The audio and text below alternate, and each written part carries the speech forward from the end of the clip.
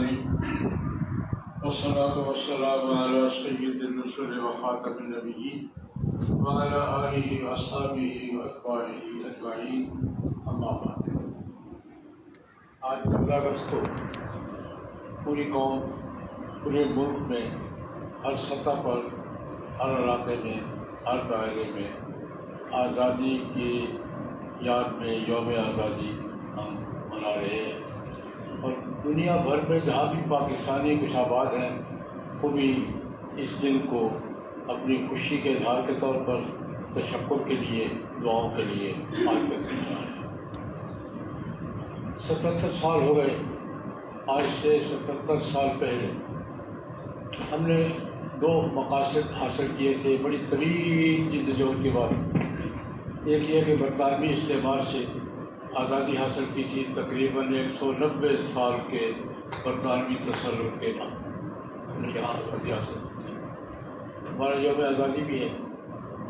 اور دوسرا، ہم نے پاکستان کے نام سے ایک نئی ریاست ہم وجود میں لائے تھے، اور جو 78 سال پہلے دنیا کے نقشے پر پاکستان نام کی کوئی ریاست نہیں تھی، لیکن یہ اس وقت جب وجود میں آیا تو دنیا میں مسلم دنیا کا سب سے بڑا ملک تھا، یہ ہم نے قدر میں حاصل کی تھی۔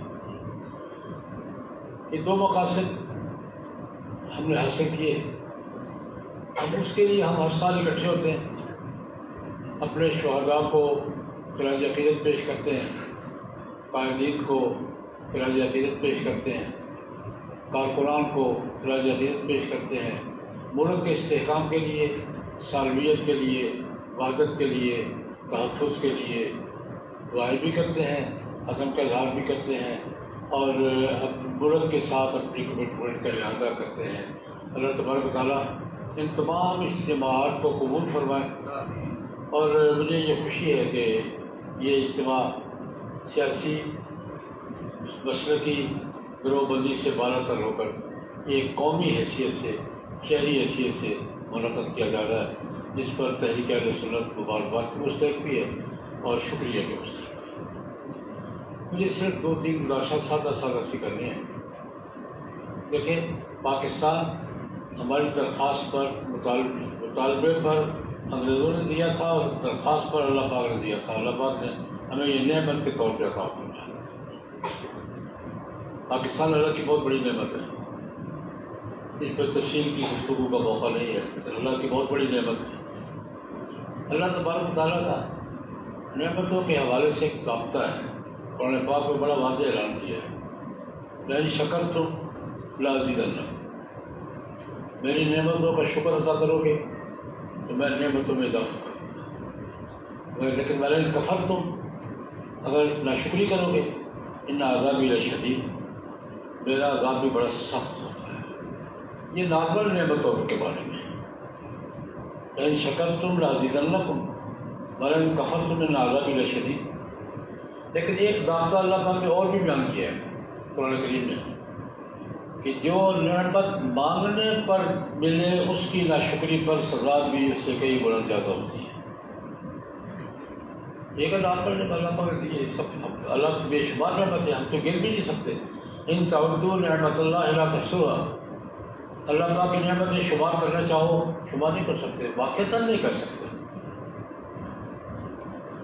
کوئی بھی ہمارے مانگنے سے نہیں کہ اللہ پاک نے عطا فرمائی ہے، لیکن جو نعمت مانگنے سے ملے اس کی ناشکری پر اللہ پاک نے عذاب بھی، کہیں ایسا عذاب بیان کیا ہے، میں واقعہ کرتا ہوں، قرآن کریم نے بیان کیا ہے۔ حضرت عیسیٰ علیہ السلام سے ان کے حواریوں نے کہا کہ حضرت هل يستطيع ربك ان ينزل علينا مائدة من السماء، حواریہ عرض کر رہے ہیں حضرت عیسیٰ علیہ السلام کی خدمت میں کہ اللہ پاک آسمان سے پکا پکایا کھانا اتار سکتا ہے؟ کچا تو وہی سب کچھ وہی دیتا ہے، ہم تو پکاتے ہی ہیں، لیکن پکا پکایا کھانا اللہ پاک آسمان سے اتار سکتا ہے۔ هل يستطيع ربك ان ينزل علينا مائدة من السماء، کیا آپ کے رب میں یہ ہمت طاقت ہے کہ وہ آسمان سے مائدہ اتارے؟ مائدہ دسترخوان، اس پر پکے ہوئے کھانے چنے ہوئے ہیں، آج کل کی زبان میں بوفے، کہ اللہ پاک آسمان سے بوفے اتار سکتا ہے؟ عیسیٰ علیہ السلام نے پہلی بات کی اتقوا اللہ الکل، خدا کے بدلے کیا کہہ رہے ہو؟ اللہ سے ڈرو، اللہ پر ایمان نہیں ہے، خدا سے ڈرو، کیا کہہ رہے ہو؟ انہوں نے کہا حضرت نہیں، نريد أن نأكل منها وتطمئن قلوبنا ونعلم أن قد صدقتنا ونكون عليها من حضرت پوچھے اگر آ جائے اللہ پاک کی طرف سے کھائیں گے، مزے کریں گے، دلوں کے اطمینان میں اضافہ ہوگا، آپ کی صداقت پر یقین زیادہ ہوگا، ہم بھی گواہ ہو جائیں گے، مہربانی کریں۔ عیسیٰ علیہ السلام نے دیکھا کہ یہ تو اڑ گئے، اللہ پاک سے درخواست، اللہم انزل علینا مائدۃ من السماء تکون لنا عیدا لاولنا وآخرنا وآیۃ منک وارزقنا وانت خیر الرازقین۔ اب عیسیٰ علیہ السلام نے توجہ کی اللہ کی طرف، یا اللہ مہربانی فرما دیں، یہ تو ضد کر ہی گئے، آپ عطا فرما دیں، مائدہ اتار، بوٹے اتارے، اور یہ ہماری عید ہو جائے گی، آپ مائدہ اتار دیں، ہماری عید ہو جائے گی، ہم عید منایا کریں گے، اللہ آپ کی قدرت کی نشانی ہوگی، مہربانی فرما وارزقنا وانت خیر الرازقین، آپ کو دیا کرتے دے دیں۔ اللہ پاک ہمارا ٹھیک ہے دیتا ہوں، انی منزلها علیکم، میں اتاروں گا نہیں، اتارتا رہوں گا، منزلها نہیں منزلها ہے، میں اتاروں گا نہیں، اتارتا رہوں گا، لیکن ایک بات یاد رکھنا، یہ نعمت مانگ کے لے رہے ہو، اس کی ناشکری کی نا، یکفر منکم فانی اعذبہ عذابا لا اعذبہ احدا من العالمین، اس مانگی ہوئی نعمت کی ناشکری پر وہ سزا دوں گا کہ کائنات میں کسی کو نہیں دی ہوگی۔ ٹھیک ہے جناب، اب بوفے آنا شروع ہو گئے، صبح بھی آتا ہے شام کو بھی آتا ہے، کھاتے ہیں لوگ، صرف ایک پابندی تھی، صرف روایات کا ایک پابندی، کھاؤ جتنا کھاتے ہو، پکا پکایا کھانا، بوفے آسمان سے آ رہا ہے، صبح بھی آ رہا ہے شام، کھاؤ جتنا کھا سکتے ہو کھاؤ، لیکن شاپر جیب میں نہیں ہوگا، شاپر جیب میں نہیں ہوگا، یہ پابندی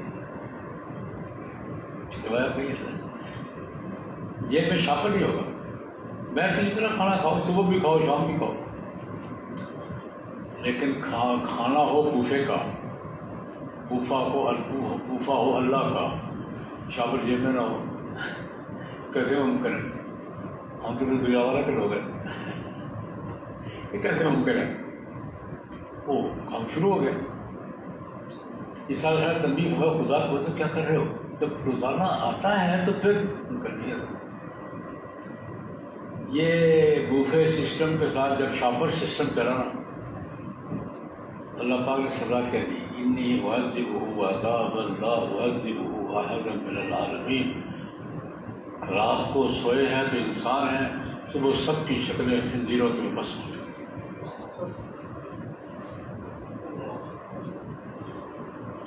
آج ہمارا حال بھی ہے، اللہ معاف فرمائے، ہمارے شاپر نہیں بن رہے، کیوں جی؟ اللہ نے نعمت عطا فرمائی، ہمارے شاپر بھر رہے ہیں، یہ شاپر ہی ہمارا بیڑا بھی غرق کرے۔ مجھے ڈر لگتا ہے، اللہ پاک معاف فرمائے، اللہ پاک کا ضابطہ یہ ہے کہ مانگی ہوئی نعمت کی ناشکری پر بے سزا بھی پھر دنیا سے نرالی ہوتی ہے۔ اللہ پاک بچا، سزا تو بھگت ہی رہے ہیں، بھگت رہے نہیں بھگت رہے۔ ایک بات بھی ایسا ہوا، ہمیں اللہ پاک کے حضور معافی مانگنی چاہیے، استغفار کرنا چاہیے، توبہ کر، یا اللہ معاف کر دے، ہم سے غلطی ہو گئی، ہم ناشکری کر رہے ہیں، نعمت مانگی تھی آپ نے دی تھی، ہم ناشکری کر رہے ہیں۔ پہلی بات ہوتا ہے توبہ استغفار کا اہتمام کرنا چاہیے اپنی حرکتوں پر، سب بشر قوم سارے شریک ہیں اس میں، کوئی اب ہمارا کام تو نے کیا ہوگا تو تو نے کیا ہوگا تو نے نہیں، سب نے کیا۔ اس وقت ہمارا جو حشر ہے یہ پوری قوم کے اجتماعی حرکتوں کا نتیجہ ہے، ہمیں اس کا احساس پیدا کرنا ہوگا، اللہ سے معافی مانگنی ہوگی۔ دوسری بات، تفصیلات کا موقع نہیں ہے، ہم نے برطانیہ سے آزادی حاصل کی تھی، 190 سال حکومت کی ہے برطانیہ نے، یہاں بنگال سے لے کر دہلی تک، 1757 میں آیا تھا سراج الدولہ کو شکست دے کر، اور 1947 کو یہاں سے 4 زمانے میں حوالے کیا تھا. کیا ہم نے برطانیہ سے آزادی اس لیے حاصل کی تھی کہ 2-4 سال کے بعد امریکہ کی غلامی میں چلے گئے؟ ہم نے آزادی حاصل کی ہے یا مالک بدلا ہے؟ کیا کیا؟ ہم بٹا مزدور ہیں. بڑی تلخ بات کر رہا ہوں لیکن حقیقت یہ ہے ہم بھٹا مزدور ہیں. آج اس بالک کے، کل اس بالک کے، پرسوں اس بالک کے. میرا سوال یہ ہے کیا ہم نے برطانیہ سے آزادی اسی حاصل کی تھی کہ 47 میں آزادی حاصل کرے اور 51-52 میں ہم امریکہ کی غلامی میں چلے گئے؟ اس وقت ہم کس کی غلامی میں ہیں؟ ہمارے فیصلے ہم کرتے ہیں، ہماری پالیسیاں ہم طے کرتے ہیں، ہمارا رخ ہم طے کرتے ہیں. میں کرتا ہوں. دیکھیے میں نے سیدھی بات، کیا ہم نے آزادی حاصل کی تھی یا مالک بدلا تھا؟ ہمیں یہ بات اپنے ذہنوں میں ہر وقت موجود رکھنی چاہیے.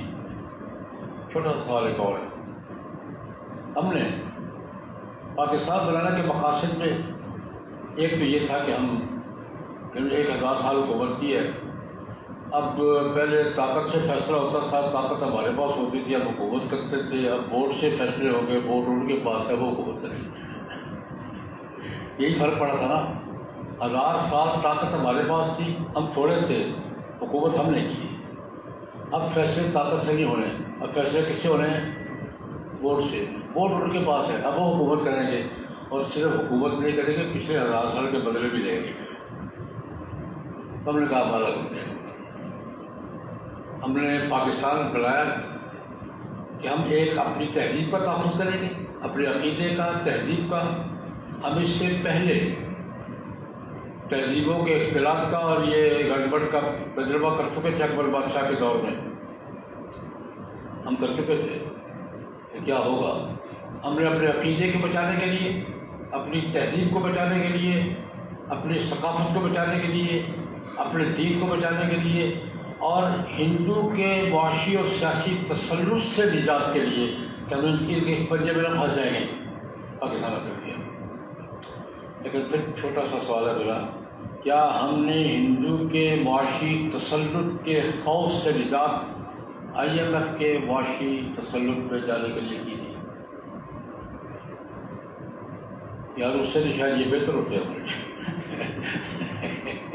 اگر تسلط ہی ہے تو اس سے شاید پڑوسی بھی تھے یار، کوئی نہ کوئی لحاظ تو کرتے، کچھ نہ کچھ لحاظ کرتے. وہ تو ایسے نچوڑ رہا ہے، ایسے جیسے کوئی کپڑا بھی ایسے نہیں نچوڑتا جیسے. IMF ہمیں کیسے نچوڑ رہا؟ کیا حال ہو رہا ہے ہمارا. میں گزارش یہ کروں گا اللہ پاک سے معافی مانگیں، ہم اپنی موجودہ پوزیشن کا احساس کریں اور خدا کے لیے ایک دوسرے پر ڈالنے کے بجائے اجتماعی ذمہ داری سب قبول کریں. ہماری سب کی حرکتوں کا نتیجہ ہے اور اس ملک کو صحیح معنی میں اسلامی جمہوریہ پاکستان بنانے کے لیے اپنا اپنا کردار.